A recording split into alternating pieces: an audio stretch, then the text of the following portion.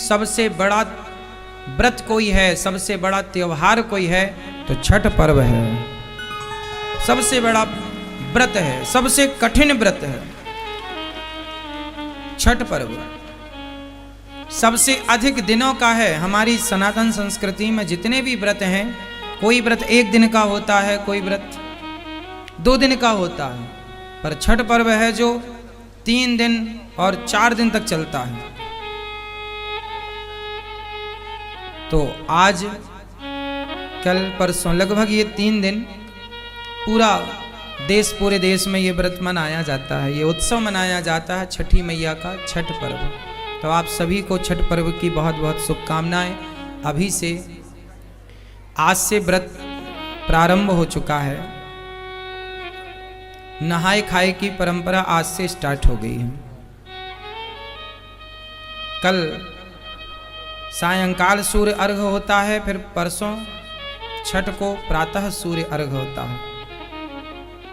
सूर्य भगवान की आराधना है। कहते हैं इस व्रत को दानवीर कर्ण ने भी किया था। ये छठ पर्व जो है, इस व्रत को, ये व्रत पुत्रों की लंबी आयु के लिए, संतान सुख के लिए, और घर में भगवान की, सूर्य भगवान की कृपा बनी रहे, भगवान की कृपा समस्त परिवार पर बनी रहे, धन धान्य से आप परिपूर्ण रहें, इसलिए ये व्रत किया जाता है। भगवान से धन मांगना चाहिए। हम तो आपसे, भगवान से प्रार्थना करते हैं कि प्रभु सबको बहुत धन दीजिए, आप सबको धन धान्य से भरिए। क्यों? आप लोग भी धन चाहते होंगे, हाँ या ना? आप लोग भी चाहते हैं कि आपको खूब पैसा मिले, खूब धन मिले। भगवान करे आपको खूब धन मिले, आपको खूब पैसा मिले, लेकिन बताओ कि आप उस पैसे का क्या उपयोग करेंगे? क्या उपयोग है पैसे का आप लोगों के जीवन में? यदि आपके पास बहुत पैसा आ गए तो आप क्या करेंगे? आप बताओ।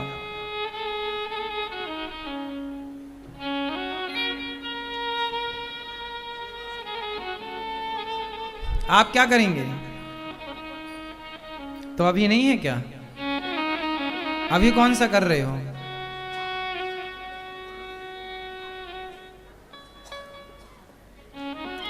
आज समस्या यही तो है कि आपके पास जितना है, आपको लगता है जब इससे ज्यादा आएगा तब सेवा करेंगे। औरों को ये लग रहा है कि जितना उनके पास है उतना भी अपने पास हो जाए तो सेवा कर लेंगे। पर जिसके पास जितना है वो आगे देख रहा है, लेकिन वो कर नहीं रहा है। इतना मिल जाएगा तब करेंगे, इतना मिल जाएगा तब करेंगे। धन हमेशा उनके पास ही होगा जो इस विचार से धन कमाएगा कि हे प्रभु, जो भी मुझे प्राप्त होगा मैं उससे आपकी सेवा करूंगा। तब तो आपका धन कई गुना बढ़ जाएगा। लेकिन आज व्यक्ति को पैसा मिलता, आज का व्यक्ति कमा क्यों रहा? खाओ पियो मौज करो, इसके लिए। आज लोग क्यों कमा रहे हैं पैसा? बड़ी गाड़ी में घूमने का शौक है, बड़े बंगले में रहने का शौक है। उस शौक की पूर्ति के लिए उन्हें पैसा चाहिए, और उससे ज्यादा पैसा आ गया तो फिर वो अपने घर में नचनिया को ले आएंगे नचाने के लिए। वो नाचेगी, ये तमाशा देखेंगे। पैसा तो यही कराता है। पैसा 2 काम कराता है, सुरा और सुंदरी। तीसरा काम है, यदि आपकी बुद्धि पवित्र बनी रही, आपकी बुद्धि धर्म से जुड़ी रही, और धर्म से जुड़ी हुई बुद्धि वाले के पास धन आएगा, तब वो व्यक्ति धन को धर्म से जोड़ेगा। वरना लोग अपने धन को केवल गलत जगह लगाते हैं। यदि आपकी बुद्धि धर्म से जुड़ी है तब तो आप धन से धर्म करोगे, तब तो आप धन से सेवा करोगे, समाज की, दीन दुखियों की। और यदि आपकी बुद्धि धर्म से नहीं जुड़ी तो धन के दोष बहुत होते हैं। पूरी रात रात क्लबों में कौन जा रहे हैं? वो लोग छोड़ी जा रहे हैं जिनके पास पैसा नहीं है। वो लोग जा रहे हैं जिनके पास पैसा है। हाँ या ना? आप लोग जाते हैं क्लबों में? आप जाते हो? सही। आजकल लोग क्लबों में जाते हैं, पूरी रात भांगड़ा डिस्को करते हैं। कौन लोग हैं ये? वो लोग हैं जिनके पास पैसा है, महंगी महंगी शराब पीते हैं पूरी रात। मैंने सुना है 5-5 लाख रुपए की भी शराब आती है। सही बात है ये? तो ये 5 लाख की शराब कौन पी सकता है? गरीब आदमी तो नहीं पी सकता। गरीब आदमी तो पौआ पीता है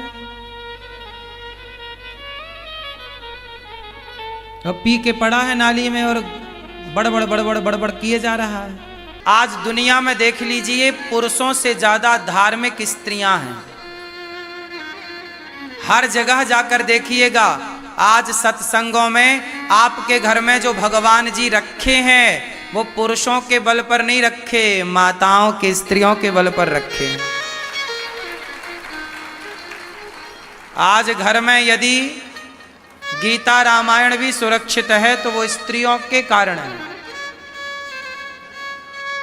यदि आपके घर में गोपाल जी को कोई नहला रहा है, फूल चढ़ा रहा है, धूप बत्ती जला रहा है, तो वो तुम्हारी माँ, बहन, बेटी ही है।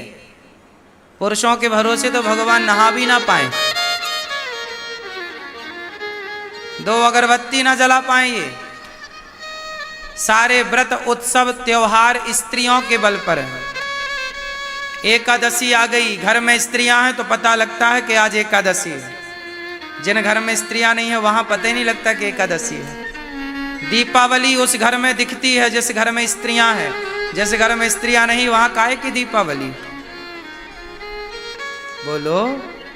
नवरात्रि उस घर में दिखती है जिस घर में स्त्रियां हैं। जिस घर में स्त्रियां नहीं है वहां कहां दिखती है कि नवरात्रि आ गई। स्त्रियां होंगी तो नवरात्रि में कलश जला लेंगी, दीप जला लेंगी। पुरुष स्त्रियां होंगी तो दीपावली की साफ सफाई की तैयारियां चालू हो जाएंगी। पुरुषों के बल पर उतना काम नहीं होता जितना स्त्रियां करती हैं। अब देख लो, भगवान की कथा सुनने वालों में भी पुरुषों से ज्यादा स्त्रियों की भागीदारी है। हर धार्मिक कार्य में स्त्रियां हैं, हर अच्छे कार्य में स्त्रियां आपको मिल जाएंगी। आज धरती पे धर्म जिंदा है तो स्त्रियों के बल पर, दान पुण्य जिंदा है तो स्त्रियों के बल पर। इसलिए आप पुरुष सुरक्षित हैं आज, तो स्त्रियां जो पूजा, तुम जो कहते अरे हमारी माँ, तो आप पुरुष लोग क्या कहते हैं? माँ पूजा करती है। अरे माँ तुम पागल हो गई हो क्या, तुम दिन भर पूजा करती रहती हो? अरे तुम्हारी उसी माँ के पूजा पाठ के बल पर तुम सुरक्षित हो। भगवान की कृपा तुम्हारे घर पर है। इसलिए स्त्रियों का धार्मिक होना पुरुषों की धार्मिकता से कहीं ज्यादा अनिवार्य है। स्त्रियों का धार्मिक होना बहुत जरूरी है। पुरुष भी धार्मिक हो तो फिर 4 चांद लग गए, सोने में सुहागा है। वो घर फिर घर नहीं, स्वर्ग है, जहां दोनों पति पत्नी भगवान के स्नान में साथ बैठें, भगवान का श्रृंगार साथ करें और भगवान की आरती दोनों एक साथ उतारें। वो घर थोड़ी है, स्वर्ग है, जहां पति पत्नी के विचार एक से हों, दोनों माला जप रहे हैं, दोनों भगवान की ओर देख करके आंसू बहा रहे हैं। वो घर कहाँ है साहब? बैकुंठ है। जिस घर में भोजन भगवान के लिए बनता है, दोनों पति पत्नी मिलकर भगवान की आराधना सेवा करें, भोग लगाएं, वो घर कहाँ है? ऐसे घर में तो देवता भी तड़पते हैं आने के लिए। हाँ या ना? इसलिए ध्रुव जी महाराज, आपसे मैं कह दूं कि देखो, प्राचीन बरही को नारद जी ने उपदेश किया, आपका पिछला जन्म अगला जन्म से बचना है तो भगवान की शरण में आ जाओ। दिव्य ज्ञान देकर के प्राचीन बरही पर कृपा की नारद जी ने, और प्रियव्रत जी के पुत्र हुए हैं प्रियव्रत जी का विवाह विश्वकर्मा की पुत्री वरिष्ठमती से हुआ है। इनके पुत्र आग्नेत्र हुए हैं, फिर अंग, फिर ऋषभदेव जी। इन्हीं के वंश में जो भगवान ऋषभदेव हुए उनके 100 पुत्र हुए। वहीं से जैन परंपरा स्टार्ट हो गई भगवान ऋषभदेव जी से। सबसे बड़े बेटे का नाम भरत जी। भरत जी सब छोड़ छाड़ करके गंडकी के तट पर जाकर बैठे और भजन करने लग गए। पर भजन करने में एक बाधा क्या आ गई, मन लग गया एक मृग में। भरत जी सब छोड़ के आए, राजगद्दी, पद, प्रतिष्ठा, पर मन लग गया एक मृग में। मृग को पाल लिया, उसे घास खवाएं, उसे नहलाएं। जब मरने लगे तो सोचे मेरे मृग का क्या होगा, और मृग का चिंतन करते करते भरत जी मर गए। और भरत जी जब मृग का चिंतन करते मरे तो उन्हें मृग की योनि मिल गई। इसलिए कहता हूं मरते समय मन किसी वस्तु में ना लगाना, दुर्गति बहुत होती है। आप में से कितने घरों में कुत्ता है?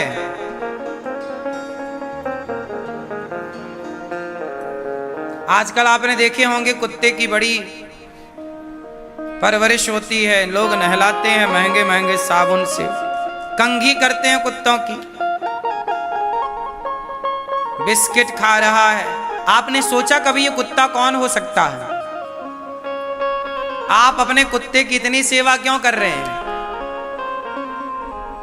वो कुत्ता कोई और नहीं है, तुम्हारे जो बुजुर्ग हैं वो जब मरे तो तुम्हारा चिंतन करते मरे कि मेरे बच्चों का क्या होगा, मेरे बच्चों का क्या होगा, मेरे घर का क्या होगा। तो भगवान ने कहा मरते समय तुम्हारे मन में घर का चिंतन था, अब जाओ उसी घर का कुत्ता बना के हम तुम्हें भेज रहे हैं, ताकते रहना अपना घर। तो वो कुत्ता नहीं, वो उस घर का मालिक था। कभी लेकिन ध्यान था उसका, तब वो बन के आ गया, इसलिए वो ठाट बाट से है।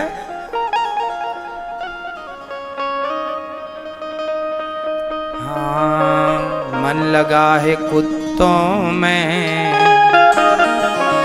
तो पार कैसे जाओगे।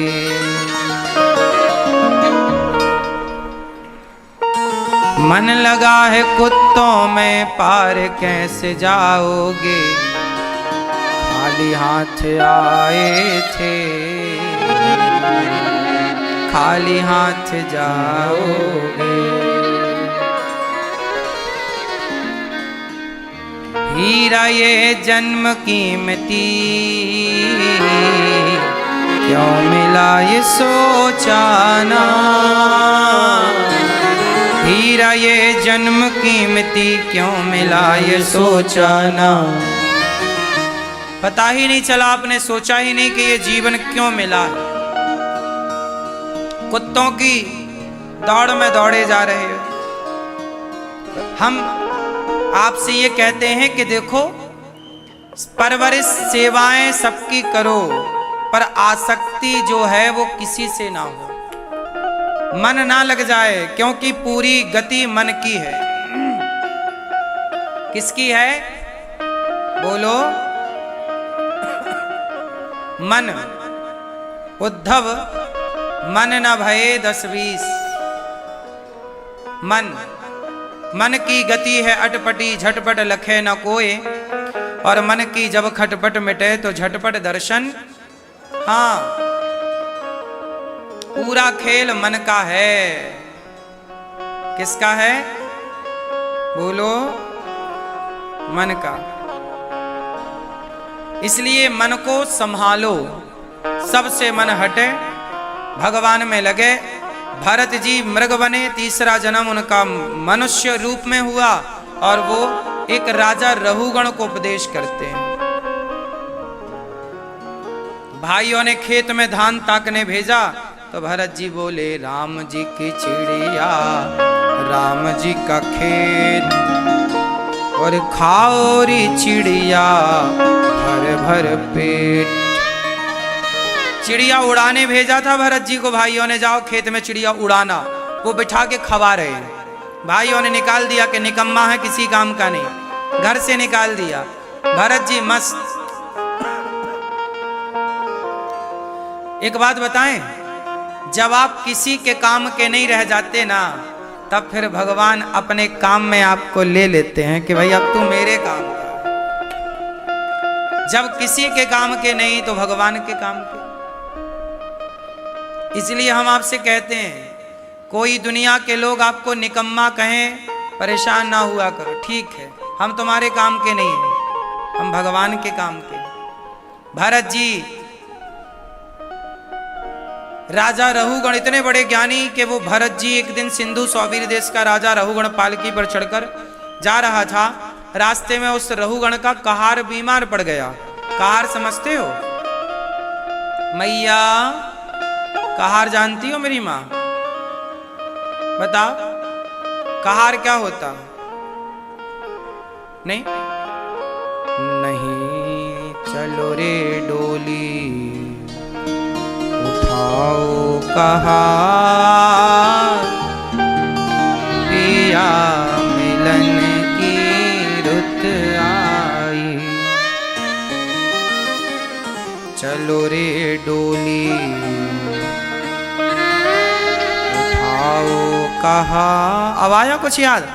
ऐसे समझते हो आप लोग, देखो जो जैसे समझता है हमें वैसे ही समझाना पड़ता है। क्या होता है कहार? अब बताओ। हाँ अब आए तुम, ठीक। डोली उठाने वाले को कहार कहते हैं पुरानी भाषा में। क्या बोलते हैं? राजा के भी डोली उठाने, जो उसकी डोली होती थी ना, वो भी पहले के जमाने में कहार लोग उठाते थे। एक दिन एक कहार बीमार पड़ गया, डोली उठाने वाला, राजा की राजगद्दी वो उठा के चलने वाला बीमार पड़ गया। तो कहारों ने देखा कि भरत जी पेड़ के नीचे बढ़िया हट्टे कट्टे बैठे। तो कहारों ने बोला, यहाँ राजा की कहार जरा बीमार पड़ गए हैं, जरा तुम मदद करो। तो भरत जी कंधे पे रखे डोली, चले। चींटियां बहुत थी, तो चींटियों को बचाने भरत जी ने छलांग मारी। तो डोली पे बैठा राजा, उसके पालकी टकरा गई सिर पे। राजा बोला, क्यों रे, ये कौन उछल कूद कर रहा है? कहारों ने कहा, महाराज ये नया नया भर्ती हुआ है बिना इंटरव्यू का, ये उछल कूद कर रहा है। कहारों ने समझाया, राजा बड़ा खतरनाक है, ठीक ठीक चल। भरत जी ने दूसरी बार फिर देखा, चींटियां बहुत सारी हैं, पांव रखूंगा मर जाएंगी। फिर छलांग जोर की लगाई। अब की बार तो राजा रहुगण के सिर से लाल लाल पदार्थ गिरने लगा, खून गिरने लगा। अब तो राजा रहुगण आग बबूला, क्यों रे देख के नहीं चलता, कौन? राजा रहुगण बोला, महाराज कौन हो तुम? भरत जी कुछ बोले नहीं।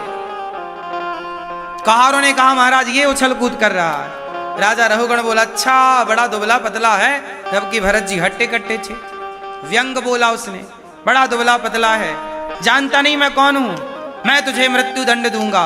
भरत जी समझ गए कि ये बड़ा मूर्ख है, और मैंने जिसकी पालकी उठाई उसे मूर्ख से ज्ञानी नहीं बनाया तो क्या बनाया? संत जिसका भार उठाएं उसको तो देंगे कुछ।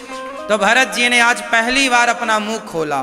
भरत जी ने कहा, त्वयोदितं व्यक्तिमविप्रलब्धं भरतो समय स्याद्यदि वीरभारः गन्तुर्यदि स्यादधिगम्य मध्वा पीवेति राशौ न विदां प्रवादः।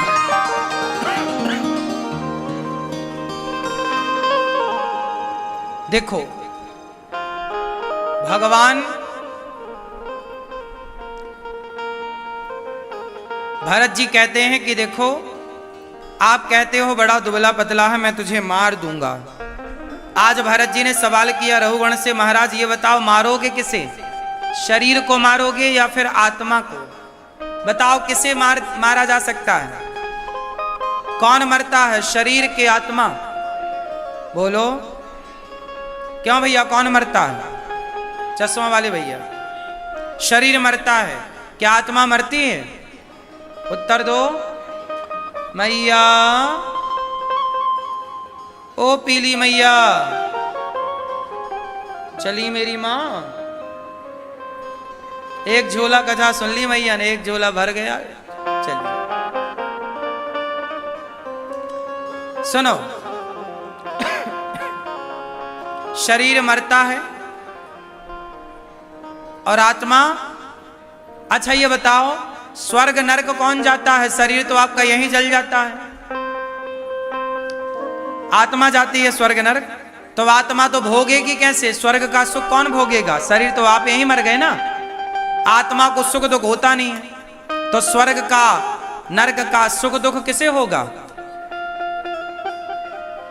बोलो, नरक कौन जाता है भैया? स्वर्ग कौन जाता है? सुख दुख कौन भोगेगा? आप तो यहीं जल जाओगे और आत्मा को सुख दुख होता नहीं है, फिर कौन भोगता है? जरा बताओ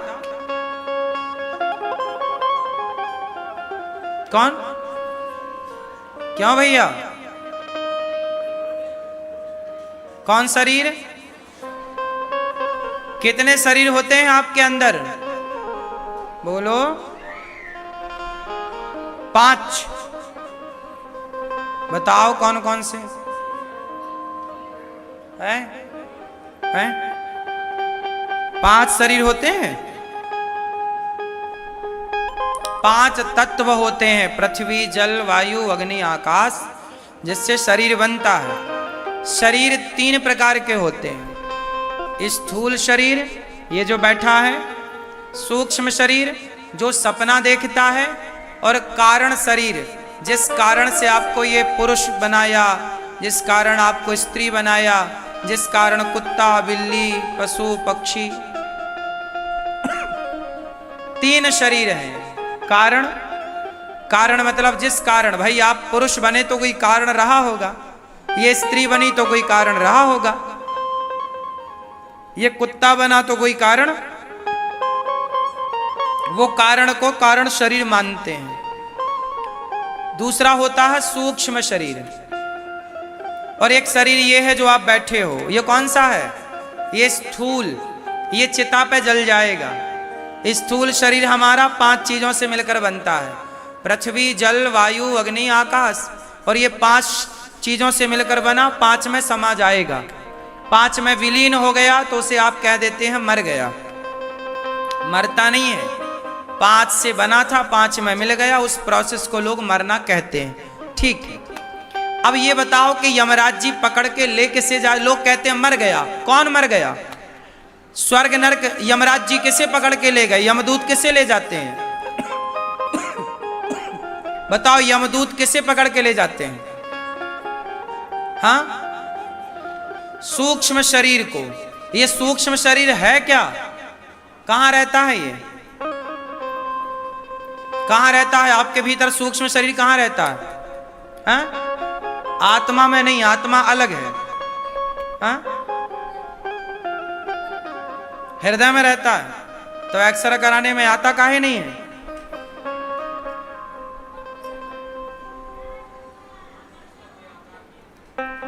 सूक्ष्म शरीर किसे कहते हैं? बताओ, सूक्ष्म शरीर किस चीज से मिलकर बना है? जैसे पृथ्वी, जल, वायु, अग्नि, आकाश से मिलकर के स्थूल शरीर बनता है, तो सूक्ष्म शरीर किस मटेरियल से बनता है? किससे बना? आप सपना देखते हो, तो सपना जब देखते हो तो आप सपने में कभी हरिद्वार, कभी वृंदावन जाते हो, तो सपने में जो गए आप, वही सूक्ष्म शरीर है। एक शरीर बिस्तर पे पड़ा था और एक शरीर सपना देख रहा था, तो जो सपना देखने वाला था उसी को कहते हैं सूक्ष्म शरीर, और वह 4 चीजों से मिलकर बना होता है, मन, बुद्धि, चित्त और अहंकार, जिसे अंतःकरण चतुष्टय कहते हैं। सूक्ष्म शरीर कितनी चीजों से मिलकर बना है? बोलो। 4। क्या क्या? मन, ये जो आपका मन है, ये मन ही है आपका सूक्ष्म शरीर। मन, बुद्धि, चित्त, लोग कहते हैं ना, माँ बोलती चित्त लगा के पढ़ बेटा, चित्त। अहंकार, अहंकार मतलब वो वाला अहंकार नहीं, एटीट्यूड वाला, ये अहंकार अलग है। ये अहंकार ये बोध कराता है कि आप कौन हैं। जैसे आपको पता है कि मैं फलाने का बेटा हूं, फलानी मेरी माँ है, ये जो ज्ञान है, ये ज्ञान भी अहंकार है, पर ये गुड अहंकार है, अच्छा अहंकार है। जिसके भीतर का अहंकार नष्ट हो जाता है वो पागल हो जाता है, पागल को ये पता नहीं होता कि मैं किसका बेटा हूं, मैं कहां का हूं, मैं कौन हूं। आपको पता है कि आप कहां से हैं, आप कौन हैं, मतलब ये अहंकार अभी एक्टिव है आपका, वो मर जाएगा तो आप पागल हो जाएंगे। और चित्त, यदि आपके भीतर का चित्त मर गया तो क्या हो जाएगा, आप बौरा जाएंगे। सब कुछ याद तो है पर गुमसुम बैठे हैं आप एक जगह, कहीं चित्त ही नहीं लग रहा है। बैठे हैं तो बैठे हैं, खड़े हैं तो खड़े हैं, हंस रहे हैं तो हंस रहे हैं, रो रहे हैं तो रो ही जा रहे हैं। कई ऐसी स्थितियां होती हैं कि कोई बैठा है तो बैठे ही है, हाँ या ना, लेटा है तो लेटे ही, उसका चित्त समाप्त हो गया। तो ये चारों मिलते हैं, इन चारों में कोई एक की कमी होती है, कहीं ज्यादा होता है। इन चारों के जुड़ाव को सूक्ष्म शरीर कहते हैं। जब यमराज आते हैं ना, यमदूत, तो हमारा सूक्ष्म शरीर ही निकालते हैं। क्या निकालते हैं, क्या निकालते हैं?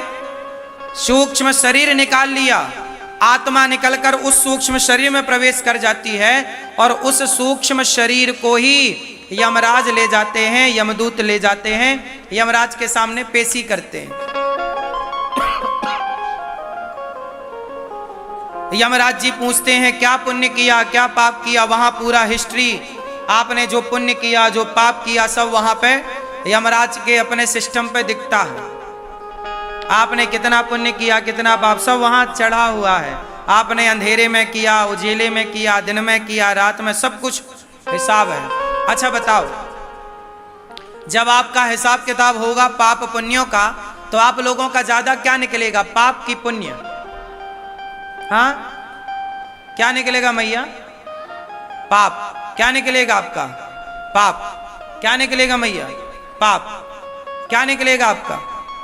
सबको पता है पाप ही निकलना है, तो काहे नहीं सुधरते आप लोग? क्यों?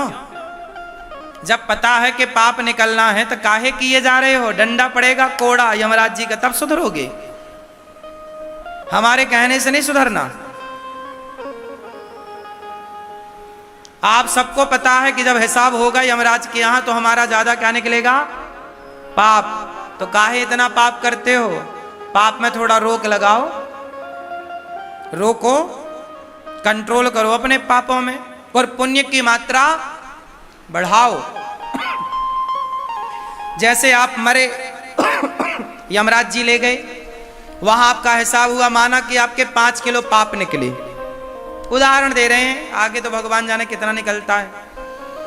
माना कि 5 किलो आपके पाप निकले और 100 ग्राम पुण्य निकला। पुण्य भी तो कुछ निकलेगा ना आप लोगों का, 100-200 ग्राम, 10-20 ग्राम, 100 ग्राम आपका माना कि पुण्य निकला और 5 किलो पाप निकला।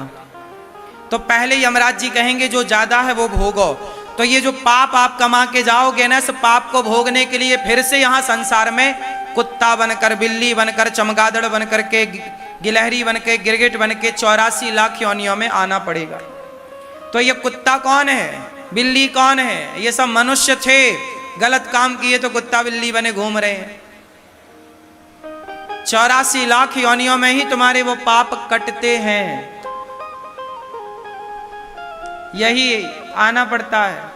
थोड़ा बहुत नरक जाके भी वहां भोगना पड़ेगा। वहां भी 28 प्रकार के नरक हैं, बड़ी बड़ी कढ़ाइयां हैं। जैसे तुम मछली को डाल देते हो कढ़ाई में, मुर्गा को डाल देते हो कढ़ाई में, ऐसे तुम्हें भी डाल दिया जाएगा बड़ी बड़ी कढ़ाइयों में। जैसे तुमने लोगों को सताया है, तुम्हें भी वैसे ही सताया जाएगा। जैसे तुमने तड़पाया है, ऐसे तुम्हें भी तड़पाया जाएगा। ईश्वर की अदालत में ऐसे ही है साहब, जैसे को तैसा, जैसे को, जैसे को, हाँ, जैसे को जैसा।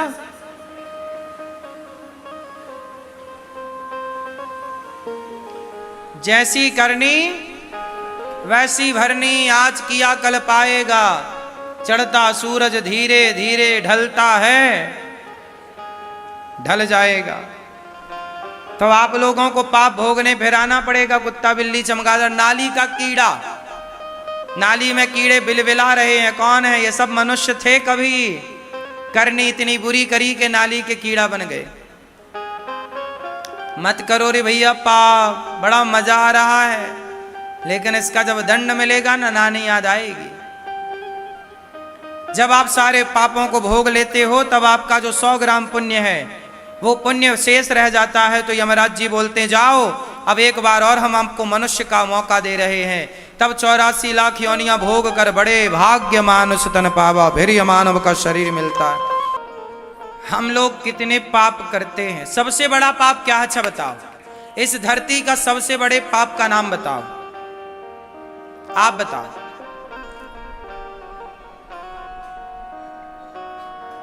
नहीं बता रहे, पाप को नहीं जानते। बताओ, आपकी दोस्ती भी है ना उससे। तो सबसे बड़ा पाप कौन सा इस धरती का? और जो आप दिन में 50 बार तो करते ही हैं।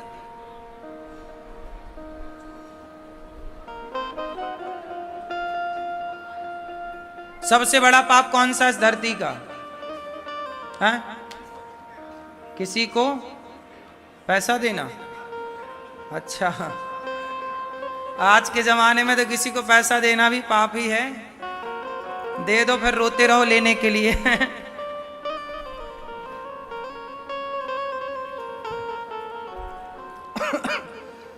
सबसे बड़ा पाप है इस धरती का झूठ बोलना पाप है। नदी किनारे सबसे बड़ा पाप है झूठ बोलना।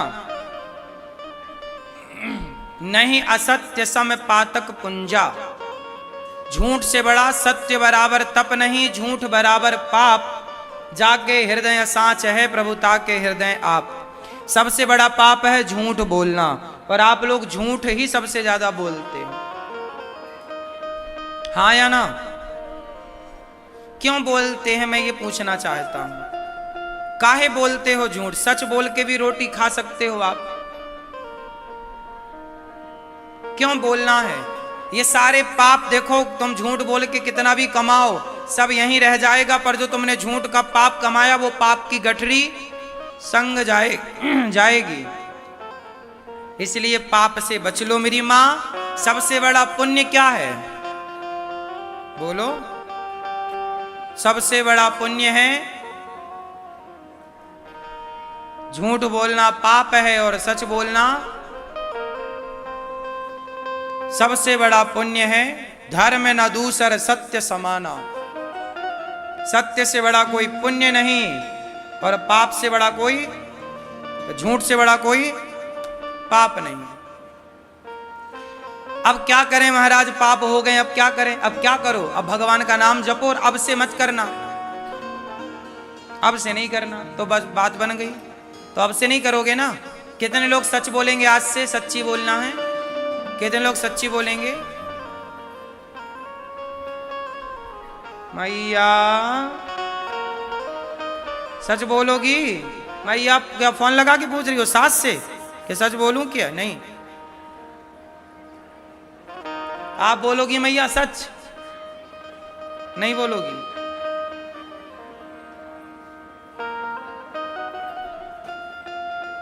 सच बोला करो। भगवान की कृपा से, भरत जी के उपदेश से राजा रघुगण की बुद्धि निर्मल भई, दोनों भगवत धाम गए। 28 प्रकार के नरकों का वर्णन हुआ। जो जैसा पाप करता है वैसे वाले नरक में जाता है। हर प्रकार के पाप के लिए नरक हैं। यहां भी नरक हैं, वहां भी नरक हैं, यहां भी स्वर्ग है, वहां भी स्वर्ग है, सब जगह त्रैव स्वर्ग त्रैव नरक। एक पापी अजामिल था। कान्य कुब्जे दुजह कश्चित दासी पति रजामिलः, नामना नष्ट सदाचारो दास्याः संसर्ग दूषिता। एक अजामिल जैसा पापी था, बड़ा पापी दूषित था। एक अपनी पत्नी घरवाली को छोड़ के एक वैश्या के चक्कर में उलझ गया, और उस वैश्या के चक्कर में रहने लगा, बड़ा पापी हो गया। एक दिन अजामिल के घर कुछ संत आए, भिक्षाम देही। अजामिल की पत्नी बोली, महाराज क्षमा करो, मैं वैश्या हूं, मेरे घर का क्या अन्न लोगे? संत बोले, नाना, पर तेरे घर आए हैं तो हम चाह रहे हैं कि हम तेरे जैसे वैश्या का भी उद्धार कर दे। देखो संत कितने दयालु होते हैं। पतित से पतित, पापी से पापी के पास भी जाकर उनका उद्धार करने का उपाय सोचते हैं। और खोजते हैं। साधु आए, अजामिल की पत्नी से बोले तुम कच्चा राशन दे दो, आटा दाल चावल साग दे दिया उसने। संत लोग बना के बढ़िया। तब तक अजामिल आया। अजामिल बोला कि ये बाबा जी कौन है, प्रणाम करो। अजामिल पत्नी की बात मानता था, प्रणाम किया। संत जी बोले बेटा बोलो नारायण। अजामिल बोला नहीं बोलूंगा। संत जी बोले क्या नहीं बोलेगा? बोले वही जो तुम बुलवा रहे हो। बोले हम क्या बुलवा रहे हैं? बोले वो तो आपको पता है। मतलब कैसे भी उससे बुलवाओ, वो एक बार भी नारायण बोलने को तैयार। संत जी बोले बोलो, अजामिल बोलो नारायण। अजामिल बोला नहीं बोलूंगा। संत जी बोले क्या नहीं बोलेगा? बोले वही जो आप बुलवाना चाहते हो। अब संत बोले कि ये तो नाम बोल ही नहीं रहा है, अब इसका उद्धार कैसे करें? तब संत तो दयालु थे। संतों ने पत्नी को देखा कि उसकी पत्नी गर्भवती थी। संतों ने पत्नी से बोला कि जब तुम्हारे बच्चा हो तो इसका नाम तुम नारायण रख देना, बस हम तुम्हारी रोटी खाए हैं आज, तो रोटी का मूल्य तो चुकाएंगे, तुम्हारा उद्धार करेंगे। संत जिसकी रोटी खाते हैं उसका कल्याण करते हैं। संत तो चले गए, पत्नी के बच्चा हुआ, पत्नी ने नाम रखा नारायण। अब अजामिल को बड़ा प्यारा बच्चा लगा वो। अब दिन भर बुलाए, बेटा नारायण यहाँ आओ, बेटा नारायण यहाँ आओ, नारायण यहाँ आओ, जरा पानी लाओ, जरा रोटी लाओ, जरा भोजन लाओ, नारायण यहाँ आओ। दिन भर नारायण नारायण नारायण नारायण। एक बार अजामिल की मृत्यु का टाइम आया, यमराज जी आए, चलो अजामिल को पकड़ते हैं। जब यमदूत आए तो वो यमदूतों को देख के अजामिल डरा। अजामिल चिल्लाया, दूरे क्रीडन का सक्तम पुत्रम नारायणा वयम प्लावितेन स्वरेण उच्चैराजुहावा जितेंद्रिया। बेटा नारायण नारायण बुलाया था, नारायण को, बेटे को बुलाया। नारायण बेटे ने नहीं सुना, परम पिता परमात्मा नारायण ने सुन लिया कि मुझे बुला रहा। जाओ पार्षदों जरा लेके आओ। पार्षद गण आए। यमदूत बोले आप कहां? यमदूत बोले कि ये हमारा ग्राहक है, पापी है ना। पार्षद गण बोले पापी नहीं है, मरते समय से नाम लिया भगवान का, चलो छोड़ो जाओ तुम। यमदूत बोले नहीं नहीं ये हमारा है। पार्षद बोले जाओ, बक बक करोगे मारेंगे यही। यमदूत बोले लो ये हमारा है, पाप किया है इसने। पार्षदों ने कहा भले पाप किया है पर भगवान का नाम, कोई पापी से पापी एक नाम ले ले उसका उद्धार हो जाता है। यमदूतों ने कहा भैया ये भगवान कौन है? बोले भगवान बहुत बड़े हैं, उनका नाम देखो, उसके नाम के बल पर इसका उद्धार हो रहा है। तो बोले जीवन भर इसने पाप किया, कोई मरते समय नाम ले ले तो? हाँ, कितना भी बड़ा पापी हो, पर याद रखना मरते समय सबके मुंह से भगवान का नाम निकलता नहीं है। बड़ा पुण्यात्मा होगा, जीवन भर राम राम बोलेगा तो ही मरते समय भगवान का नाम निकलेगा। जीवन भर नारायण बोलेगा तो ये सोचो आप कि जीवन भर पाप करें, मरते समय बोल लें तो मरते समय ये बुद्धि बनेगी ही नहीं। इसलिए ये बड़ा पुण्यात्मा है। अब चलो, अब यमदूत वहां से भागे। पार्षदगण अजामिल से बोले देखा तुझे अभी नरक ले जाते, कितना सताते, अब एक काम कर तू भगवान का नाम और जप। 88 साल का था अजामिल उस समय जब मृत्यु आई। यमराजों या पार्षदों ने कहा जाओ अब तुम भजन करो। अब समझ गया अजामिल कि अभी ना नाम जपता तो सीधा नरक जाता। उसने आकर के उसको फिर जीवन दान मिला, वो फिर जिंदा हुआ और फिर वो गया हिमालय और वहां बचे हुए सालों में 12 साल केवल श्रीमन्नारायण श्रीमन्नारायण नारायण इतना जपा कि उसे जप तप के बल पर उसे फिर मोक्ष की प्राप्ति हुई। अजामिल को भगवान नाम के बल पर उसने जीवन भर फिर जाप किया। ऐसा नहीं कि एक नाम पे ही उसका कल्याण, एक नाम तो रास्ता बताने पे काम आया, पर जीवन 12 साल तक उसने सब छोड़ छाड़ कर केवल भगवान नाम का आश्रय लिया। इसलिए मेरी माँ खूब नाम जपा करो, काम करते झाड़ू पोंछा बर्तन चौका करो और नाम श्रीमन्नारायण श्रीमन्नारायण श्रीमन्नारायण, इसी से काम बनेगा। वरना बहुत घाटे में चली जाएगी कंपनी मेरी माँ, है ना। कागज के टुकड़े तो बहुत रहेंगे पर जिसकी वहां जरूरत है वो बचेगा नहीं। अजामिल जैसे पापी का उद्धार हो गया नाम के बल पर। एक बार इंद्र ने अपने गुरुजी का अपमान कर दिया। एक बार इंद्र बैठे थे और गुरुजी आए तो इंद्र खड़े नहीं भये। गुरुजी नाराज होके चले गए कि चेला बड़ा घमंडी हो गया, चले गए। तब गुरुजी की कृपा हटी और देवताओं पर संकट की आंधी आ गई।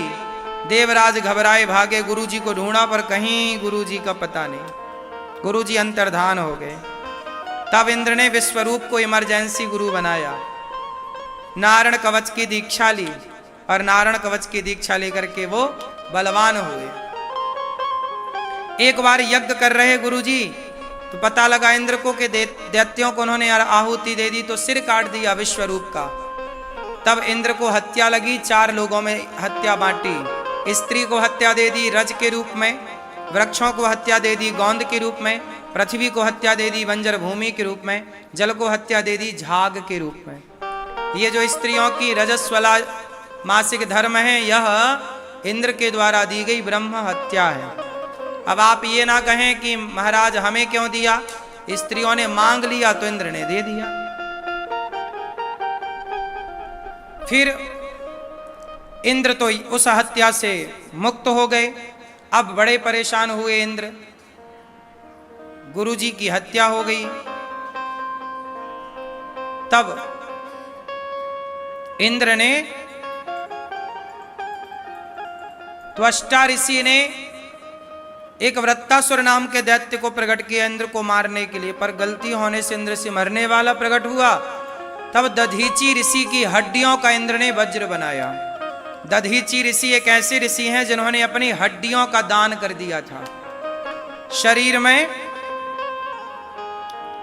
से चमड़ी उतार ली गई, हड्डियां बची और उस हड्डी से वज्र बनाया गया। जो इंद्र के पास वज्र है वो दधीची ऋषि की हड्डियों का वज्र है। और उस वज्र से फिर उस राक्षस का उद्धार हुआ, वृत्तासुर का उद्धार हुआ। वृत्तासुर ने स्तुति की। परीक्षित जी ने कहा गुरुदेव ये वृत्तासुर राक्षस था पर उसने स्तुति क्यों की? बोले वो पिछले जन्म का बड़ा भक्त था। वृत्तासुर का पिछला चरित्र ये था कि वृत्तासुर पिछले जन्म में कौन थे, ध्यान से सुनो। ये पिछले जन्म में थे, एक चित्रकेतु नाम का राजा था। बहुत सारी पत्नियां थीं पर दुर्भाग्य से इतनी पत्नियां होने पर भी किसी को संतान नहीं थी। मैया नींद आए तो बताना, लोरी तैयार है हमारे पास, लोरी सुनाएंगे मस्त। मौसम भी अब ठंडा हो रहा है। अच्छा बताओ, चित्रकेतु नाम के राजा की पत्नियां बहुत थीं पर पुत्र नहीं होने से बड़े दुखी थे। एक संत जी की कृपा से उन्हें पुत्र मिल गया। संत ने कहा थोड़े दिन ये तुम्हें सुख देगा पर थोड़े दिन में ये तुम्हें दुख देगा।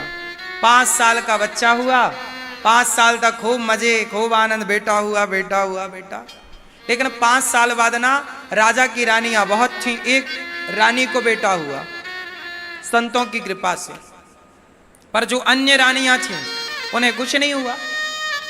तो उन रानियों ने जलन के कारण उस बच्चे को जहर दे करके मार दिया। 5 साल का बच्चा ऐसे सोया कि फिर कभी जागा ही नहीं।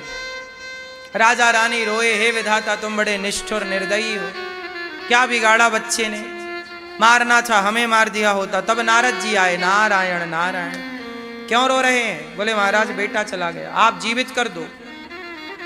नारद जी बोले मरा हुआ जीवित कहाँ होता है? नहीं महाराज आप तो संत हैं सर्व सामर्थ्य। नारद जी ने मरे हुए बच्चे के ऊपर जल डाला, वो जिंदा हो गया। पिताजी बोले आ बेटा तुझे गले लगाएं। उस बच्चे ने जो बात कही वो सुनने लायक थी। बच्चे ने कहा पिताजी खबरदार, पहले ये बताओ कि आप कौन हैं? अरे जानता नहीं, मैं तेरा पिता हूं। बच्चे ने कहा पिताजी मेरे करोड़ों बार जन्म भये, आप कौन से जन्म के पिता हो? मेरे तो करोड़ों बार जन्म हुआ तो करोड़ों पिता, करोड़ों माँ, तुम कौन से वाले हो? क्या बात कर रहे हो बेटा? हाँ पिताजी, इस संसार में मेरा कई बार जन्म हुआ, मैं तो आपका कोई हिसाब किताब बाकी था वो चुकाने आया हूं। क्या हिसाब बाकी था? सुनो पिताजी, पिछले जन्म में मैं भिखारी था, आपके घर आया था भीख मांगने, तो आपने मुझे गेहूं के आटे की थोड़ी रोटियां दी, थोड़ा गेहूं दिया और थोड़ा गाय का सूखा गोबर दे दिया। तो मैंने आपके आटे की 5 रोटियां बनाई, नदी के किनारे ओपले कंडे में आग लगाई। ध्यान नहीं दिया, उस कंडे में बहुत सारी चींटियां थी, आग लगा दी, शाम का समय था, सारी चींटियां जल के राख हो गई। वो ओपले आपके घर से मिले थे, कंडे, वो चींटियां आपके घर से आई थी मेरे पास, मैंने जलाया तो वो चींटियां इस जन्म में आपकी पत्नियां बन करके आ गईं। मैंने आपकी 5 रोटियां खाई थी तो 5 वर्ष तक आपका बेटा बन के चुकाया, और मैंने उन चींटियों को मारा आग में जलाकर, तो उन्होंने मुझे जहर देकर मार दिया। वो तो भगवान को भोग लगाई रोटियों का, तो एक ही जन्म में सबका लेन देन, सबका हिसाब किताब चुक गया पिताजी, वरना एक एक चींटी के लिए बार बार आना जाना पड़ता। ये तो इसलिए कहते हैं जो भी खाओ पहले भोग लगाओ, ताकि उस अन्न में कोई दोष हो तो समाप्त हो जाए। बिना भोग लगाए कभी नहीं खाना चाहिए। और आपको ये समझना चाहिए कि जो आपकी पत्नी है, पति है, बेटी है, बेटा है, ये कौन है? ये सब पिछले जन्म का कोई हिसाब चुक रहा है आपसे। आपकी पत्नी से आपका कोई पिछले जन्म का हिसाब किताब बाकी था, इसलिए इस जन्म में आप मिले, हिसाब चुकेगा। पत्नी अपने रास्ते, पति अपने रास्ते। बच्चा आता है, अभी कल ही एक सज्जन बोले कि हमारा बेटा 26 साल का था, चला गया। बोले जब भगवान को बुलाना ही था तो दिया ही क्यों? क्या बताएं, कुछ चीजें भगवान के ही हाथ में है।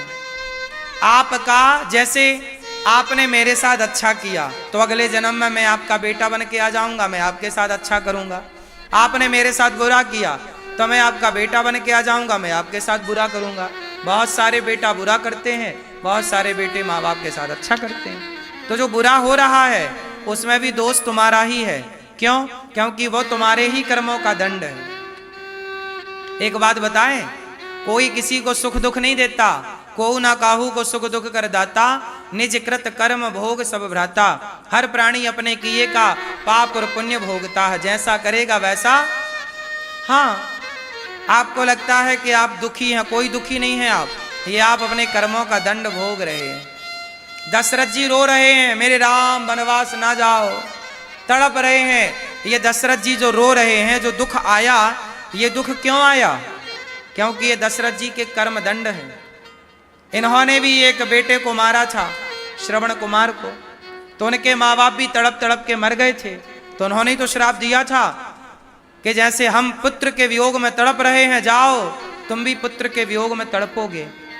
तो आप समझ लो कि ये तुम्हारा कोई ना कोई हिसाब पूरा हो रहा। इसलिए कहता हूं न देना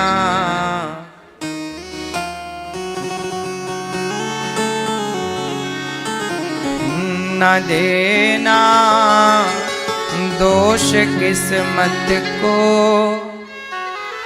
विपत्ति तो सब पे आती है। विपत्ति आई राजा दशरथ पे, राम जब जा रहे थे वन को। विपत्ति आई राजा दशरथ पे, राम जब जा रहे थे वन को।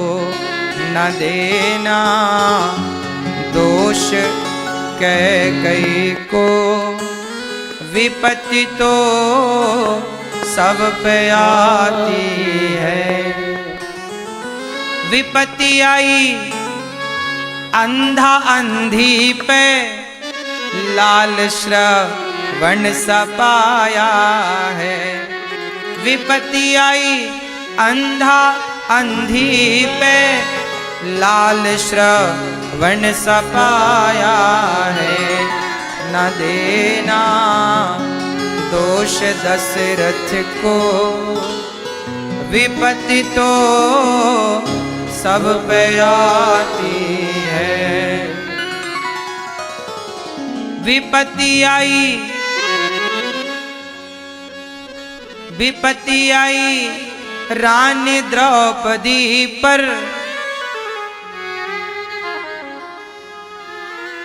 देखो द्रौपदी पर संकट आया। 5 पति हैं फिर भी न देना दोष कौरवों को, विपत्ति तो सब पे आती है। कौन है जिस पर नहीं आई? सब पर आई दुनिया का दुख हरने वाले, भगवान पे भी दुख आन पड़ा। दुनिया का दुख हरने वाले, भगवान पे भी दुख आन पड़ा। जब भगवान पे दुख आया तो हम और आप बचेंगे? दुख आए परेशान ना हो, ये हमारे कर्मों का फल है। इसलिए उस बच्चे ने कहा कि हम अपना हिसाब चुका रहे हैं। तो आपकी पत्नी, आपका पति कौन है? सबका अपना अपना हिसाब है, जिसका जिस दिन पूरा होएगा सब टाटा बाय बाय कह के चले जाएंगे। पत्नी उतने दिन आपके संग है जितने दिन हिसाब किताब है, हिसाब पूरा छुट्टी। इसलिए कौन है आपका इस संसार में? इस संसार में कबीरदास जी कहते हैं कौन है? कोयलिया बोली रे अमवा की डाल अपनों को नहीं आरे, बिना राम रघुनंदन अपनों को नहीं आरे। सच बताओ संसार में आपको कौन अपना लग रहा? सब कहने ये बेटा सब मेरा, सब ठीक है, तसल्ली तो कर लो कि सब मेरा है, लेकिन शरीर का एक रोमा भी आपका नहीं है। कौन आपका? बिना राम रघुनंदन अपनों को नहीं आरे। राम के बिना, भगवान के बिना आपका? कोयलिया बोली रे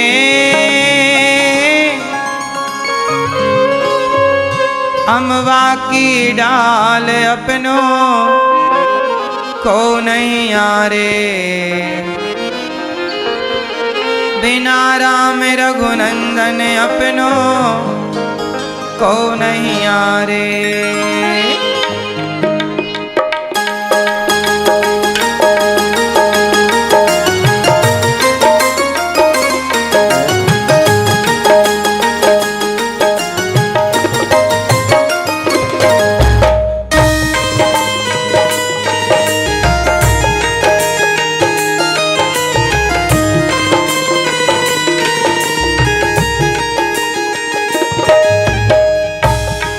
कोयलिया बोली रे अमवा की डाल अपनों को नहीं आरे, बिना राम रघुनंदन अपनों को नहीं आरे। कोयलिया बोली रे अमवा की डाल अपनों को नहीं आरे, बिना राम रघुनंदन अपनों को नहीं आरे। कोयलिया बोली रे अमवा की डाल अपनों को नहीं आरे, बिना राम रघुनंदन अपनों को नहीं आरे, बिना राम रघुनंदन अपनों को नहीं आरे। कहते हैं ना ये मेरा मात कहे यह पुत्र हमारा, बहन कहे भाई मेरा रे भैया, बहन कहे भाई मेरा, मात कहे यह पुत्र हमारा। माँ कहती है ये मेरा बेटा, बहन कहती है भाई मेरा, पर सच्चाई में क्या है? कबीर जी कह रहे हैं, ये भजन कबीरदास जी। मात कहे यह पुत्र हमारा, बहन कहे भाई मेरा रे भैया। बहन कहे भाई मेरा, भाई कहे यह भुजा हमारी, भाई कहे यह भुजा हमारी। नारी कहे नर मेरा, अपनों को नैया रे। बिना राम रघुनंदन अपनों को नैया रे। बोली रे अमवा की डार अपनों को नैया रे। बिना राम रघुनंदन अपनों को नैया रे। और माँ बाप सब कहते हैं ये मेरा है, जब हम मर जाएंगे तो यही लोग रोएंगे। हाँ, 13 दिन तक पत्नी रोवे, 6 महीना सगो भाई रे भैया। 6 महीना सग भाई। पत्नी 13 दिन तक रोती है। अच्छा, पति कब तक रोएगा? पत्नी मर जाए तो? चिता की आग ठंडी नहीं हो पाती पत्नियों की, और पुरुषों के दूसरे विवाह की चर्चाएं चालू हो जाती है। ये दुनिया बहुत बड़ी धोखा है। आपसे लोग कहते हैं हम तुमसे बहुत प्यार करते हैं, मर जाओगी तो दूसरे से भी यही कहेगा हम तुमसे बहुत प्यार करते हैं। सच्चाई ये थी, वो प्यार किसी से करता ही नहीं था, वो तो अपने सुख को चाहता है। इस संसार में सब अपना अपना सुख देख रहे हैं। हाँ, 13 दिन तक पत्नी रोवे, 6 महीना सगो भाई रे भैया। 6 महीना सग भाई। जन्म जन्म तक माता रोवे, जन्म जन्म तक माता रोवे। कर गए आस पराई अपनों को नैया रे। बिना राम रघुनंदन अपनों को नैया रे। कोयलिया बोली रे अमवा की डार अपनों को नैया रे। बिना राम रघुनंदन अपनों को नैया रे। लोग रोएंगे ना। माछ पकड़ कर पत्नी रोवे, बाहें पकड़ सगो भाई रे भैया। बाह पकड़ सग भाई। पत्नी रोएगी, माथा पकड़ के सिंदूर मेरा उजड़ गया। माछ पकड़ कर पत्नी रोवे, बाहें पकड़ सगो भाई रे भैया। बाह पकड़ सग भाई। पेट पकड़ के माता रोवे, पेट पकड़ के माता रोवे। कर गए आस पराई अपनों को नैया रे। बिना राम रघुनंदन अपनों को नैया रे। कोयलिया बोली रे अमवा की डार अपनों को नैया रे। बिना राम रघुनंदन अपनों को नैया रे। लोग रोएंगे और रो करके धीरे धीरे आगे का कार्यक्रम स्टार्ट करेंगे। और आगे का कार्यक्रम क्या है? 4 गजी 4 गजी मंगाया, नसैनी मंगाई, बांस मंगाया, रस्सी मंगाई, अर्थी। 4 गजी 4 गजी मंगाया, चढ़ा काठ की घोड़ी रे भैया। चढ़ा काठ की घोड़ी। लोग ले जाएंगे आपको। और चारों कोने आग लगा दियो, चारों कोने आग लगा दियो। फूक दियो जस होरी अपनों को नैया रे।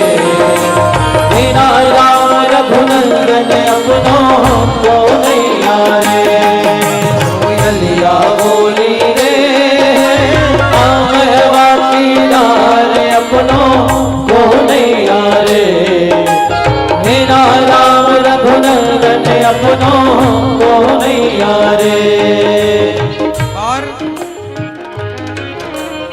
हाड़ जले जस लाकड़ी केस जले जस घास रे भैया केस जले जस घासा। आपका शरीर कैसे जलेगा? हाड़ जले जस लाकड़ी केस जले जस घास रे भैया केस जले जस घासा। सोने जैसी काया जल गई सोने जैसी काया जल गई। को न आयो पासा अपनों को नहीं आरे बिना राम रघुनंदन अपनों को नहीं आरे। कोयलिया बोलिए अमरा किनार अपनों को नहीं आरे बिना राम रघुनंदन अपनों को नहीं आरे। शरीर जल जाएगा, सारे लोग शमशान से आपको जला के वापस आ जाएंगे, फिर क्या बचेगा? मिट्टी चुन चुन घर ये बनाया, कहता था घर मेरा रे पगले, कहता था घर मेरा तेरा है ना मेरा है वह, तेरा है ना मेरा है वह। है चिड़ियों का बसेरा अपनों को नहीं आरे बिना राम रघुनंदन अपनों को नहीं आरे। कोयलिया बोली रे अमरा किनार अपनों को नहीं आरे बिना राम रघुनंदन अपनों को नहीं आरे बिना राम रघुनंदन अपनों को नहीं आरे। देह समा गया आग के मुख में, बचा न कुछ भी तेरा रे भैया, बचा कुछ भी तेरा। पुण्य कमाई किया जो तूने, पुण्य कमाई किया जो तूने, वही बचा अब तेरा अपनों को नहीं आरे बिना राम रघुनंदन अपनों को नहीं आरे बिना राम रघुनंदन अपनों को नहीं आरे जी, बिना राम रघुनंदन अपनों को नहीं आरे बिना राम रघुनंदन अपनों को नहीं आरे।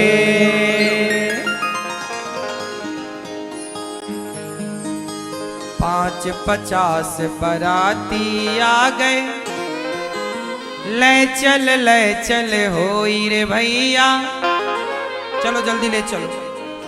जब आप मरेंगे तब आपके मरने पे जो लोग आएंगे ना उनको बड़ी जल्दी रहती, भाई जल्दी ले चलो। ले चल होई रे भैया, कहत कबीर सुनो भाई साधो, कहत कबीर सुनो भाई साधो, जागत सबकी होई अपनों को नहीं आरे बिना राम रघुनंदन अपनों को नहीं आरे।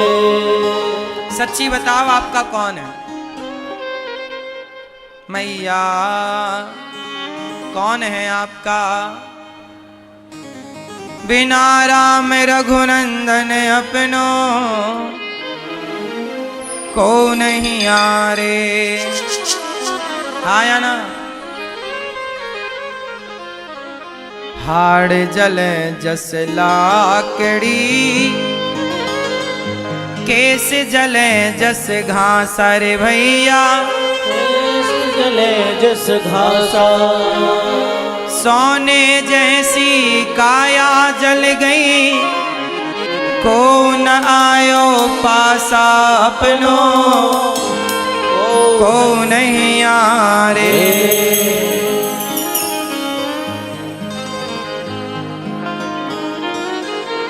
कबीरदास जी गा रहे हैं, इसलिए कहता हूं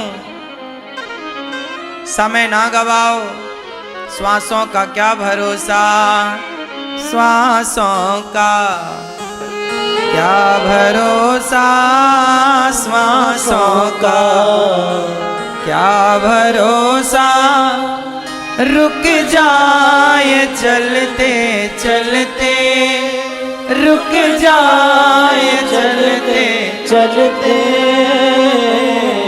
श्वासों का क्या भरोसा, श्वासों का क्या भरोसा, रुक जाए चलते चलते।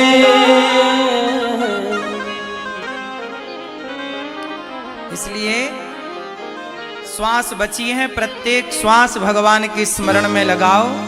वृत्तासुर का उद्धार इंद्र के द्वारा हुआ, सदगति हुई। भगवान प्रहलाद जी के लिए नरसिंह बन करके आए। एक बार प्रहलाद नाम के एक बड़े भक्त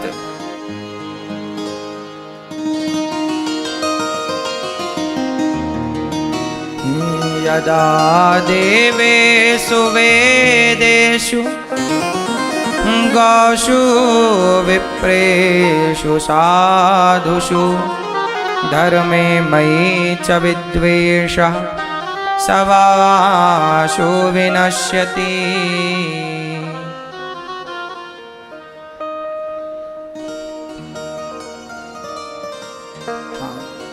यदा जब जब जब जब हो ये धर्म की हानि, बाढ़ी असुर अधम अभिमानी, तब भगवान अवतार लेते हैं और भगवान अपने भक्तों की रक्षा करते हैं। एक बार प्रहलाद जी के लिए भगवान प्रकट भये, नरसिंह भगवान। और नरसिंह भगवान जब प्रकट भये तो हिरण्यकश्यपु को नख से विदीर्ण कर दिया। प्रहलाद जी बहुत छोटे से थे। परीक्षित जी ने कहा कि ऐसा क्या गुनाह कर दिया प्रहलाद जी ने कि पिता दुश्मन बन गए। तो पूरी बात सुनाई, ध्यान से सुनो। मैया ओ पंचायती माँ, बैठ के प्रपंच कर लो मेरी माँ। ओ मैया,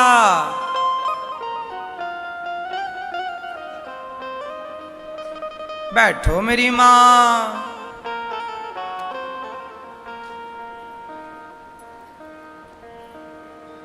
प्रहलाद जी के पिता हिरण्यकश्यपु, माता कयाधु, जब प्रहलाद जी भक्ति करते तो इनके पिता को बड़ी दिक्कत होती। तुम भक्ति क्यों कर रहे हो, तुम भले काम क्यों कर रहे हो, तुम ये क्यों कर रहे हो। पर प्रहलाद जी बिल्कुल ध्यान ना रखते और अपना भजन करते, भगवान की भक्ति करते, हर हाल में प्रसन्न रहते। पढ़ने गए, पढ़कर आए, पिता ने पूछा क्या पढ़े हो, नवदा भक्ति सुना दी। सुनाया श्रवणम कीर्तनम विष्णु स्मरणम पाद सेवनम अर्चनम वंदनम दास्यम सख्यमात्मनिवेदनम। श्रवणम, श्रवणम कीर्तनम स्मरणम पाद सेवनम। भक्ति 9 प्रकार की होती है। कथा सुनना पहली भक्ति है, कथा को प्रेम से सुनना दूसरी, स्मरण करना तीसरी, अर्चन करना, पाद सेवनम सेवा करना। सेवा करना भक्ति है। सेवा करना क्या है मेरी माँ, बोलो, भक्ति है। इसलिए दास अनिरुद्ध सेवा करता है। मुझे पता है कि भगवान मिलेंगे इस कली काल में तो सेवा के बल पर ही मिलेंगे, इसलिए सेवा को पकड़ रखा है हमने। जितना बन पड़ता सेवा करते रहते हैं। सेवा ही कलयुग में बची है, कर लो तो पालोगे भगवान को, वरना बहुत घाटे में चली गई आपकी कंपनी। राम नाम का धन नहीं कमाया तो क्या कमाया, सेवा का नहीं धन नहीं कमाया तो क्या कमाया, आशीर्वाद दुआएं नहीं कमाए तो क्या कमाए। प्रहलाद जी बोले कि पिताजी आप भी भक्ति करो। उठाकर पटक दिया प्रहलाद जी को। कहाँ है तेरा भगवान, पढ़ने गए गुरुजी के पास। बच्चों ने कहा, बेटा भैया प्रहलाद, जिस स्कूल में आप पढ़ते हैं, जो आप खाते हैं हम भी वही खाते, तुम्हारे अंदर ये भक्ति के संस्कार कहां से आए? तब प्रहलाद जी ने कहा कि भैया, जब मेरी माँ गर्भवती थी तब मेरी माँ को नारद जी ने उपदेश किया था, वो ज्ञान दिया, मुझे सब कुछ याद रह गया, माँ सब भूल गई। ऐसे प्रहलाद जी जो माँ के पेट में भी भक्ति का पाठ पढ़ पाए और हम यहाँ जन्म लेकर भी नहीं पढ़ पा रहे हैं। हिरण्यकश्यपु तपस्या करके लौटे तब प्रहलाद जी का जन्म हुआ, प्राकट्य हुआ। और प्रहलाद जी छोटी सी आयु में, कहा जाता है कि कुम्हार था, उसने घड़ों का भट्टा लगाया, मतलब घड़े को पकाने के लिए, कच्चा घड़ा माटी का सूखा, फिर उसे पकाया जाता है आग में, तो घड़े को पकाने के लिए भट्टा लगाया, उसमें लगाई कुम्हार ने आग। लेकिन वो आग लगाया तो बाद में पता चला कि उसमें एक बिल्ली ने एक घड़े में जाके बच्चे जन्म दे दिए, छोटे छोटे उसके बच्चे म्याऊं म्याऊं म्याऊं म्याऊं करने लग गए। अब जब कुम्हारिन को पता चला, कुम्हार को आग चारों ओर लग गई। जब आग लग गई, पता चला कि बिल्ली ने इस घड़े में बच्चे जन्म दे दिया है। वो भट्टा लगाने में 10-15 दिन तो लग ही जाते होंगे, उन्हें टाइम लग गया होगा किसी कारणवश, इतने में बिल्ली ने वहां बच्चे दे दिए। अब आग लग गई। अब कुम्हार और कुम्हारिन दोनों भगवान से कहें, हे विधाता, हमारे प्राण ले लो, पर हमारे कारणों बिल्ली के बच्चे मर जाएंगे, बड़ा पाप लगेगा। बेचारे वो कुम्हार कुम्हारिन हर क्षण श्री हरि श्रीमन्नारायण श्रीमन्नारायण का जाप करते रहे, और जब तक वो आग लोग बुझाते रहे, पानी डालते रहे, कुम्हार कुम्हारिन बेचारे रोते रहे कि हमसे बड़ा पाप हो गया। पहले एक आदमी देखो पाप करता था ना, तो उसका प्रायश्चित करता था, जानकर बिल्कुल नहीं करता था। और आजकल तो लोग जान के बड़े बड़े पाप कर देते हैं। बिल्ली के बच्चे को कौन, आजकल तो आदमी इंसानों को मारने को तैयार है। कुम्हार कुम्हारिन दोनों बेचारे भगवान की आराधना करते रहे, प्रहलाद जी देखते रहे। बहुत बुझाई आग, पर आग बुझी ना, जलती रही आग। उस समय मशीन थी नहीं कि पूरा पानी, अब लोग बाल्टी कुएं से पानी निकालें, बाल्टियों से लाएं, तो कितना पानी ला पाए और कितना बुझा पाए। समय गर्मी का रहा होगा, बड़ी तेज आग थी, पानी का कोई असर ना हुआ और आग जलती रही और घड़े धीरे धीरे करके पक गए। सारे घड़े हो गए लाल। जब लाल घड़े हुए तो भट्टे को हटाया गया, आग अब शांत हो गई, शांत हुई, घड़े पक गए। अब तो कुम्हार कुम्हारिन बेचारे दिन रात वो बिना खाए पिए कई दिन तक वो आग के बुझने का इंतजार करते रहे। फाइनली आग जब बुझी तब तो उम्मीदें खत्म थी, म्याऊं म्याऊं की आवाजें भी बंद, मतलब बच्चे। अब सबकी बड़ी उत्सुकता के देखें क्या हुआ। प्रहलाद जी भी रोज आके देखें, उनका जप करना, उनका रोना, और वो बिल्ली के बच्चों। जब घड़े निकाले गए सारे, हर घड़े को चेक किया गया, इसमें तो नहीं, इसमें तो नहीं, इसमें तो। सारे घड़े चेक किए गए, कहीं बिल्ली के बच्चे नजर ना आए। आखिरी में जो एक घड़ा था लाल पक चुका था, उस घड़े को जब ध्यान से देखा तो उस पके घड़े में बिल्ली के बच्चे सुरक्षित खेल रहे थे जस के तस। कुम्हार कुम्हारिन की भक्ति के बल पर उस आग में भी उस बच्चे का बाल बांका ना हुआ। प्रहलाद जी आए, बोले कि ऐसा क्यों हुआ। तब कुम्हार कुम्हारिन ने कहा, बेटा भगवान जो करना चाहे वो सब कर सकते हैं। आग उन्हीं को जलाएगी जिनको भगवान जलवाना चाहेंगे, और जिनको भगवान जलाना ना चाहे आग उन्हें। उस दिन से प्रहलाद का विश्वास पक्का हुआ कि जो परमात्मा आग को भी शीतल कर सकता है, मैं उन भगवान की आराधना करूंगा। उस दिन से प्रहलाद जी भजन करने में लगे, और प्रहलाद जी को भी आग में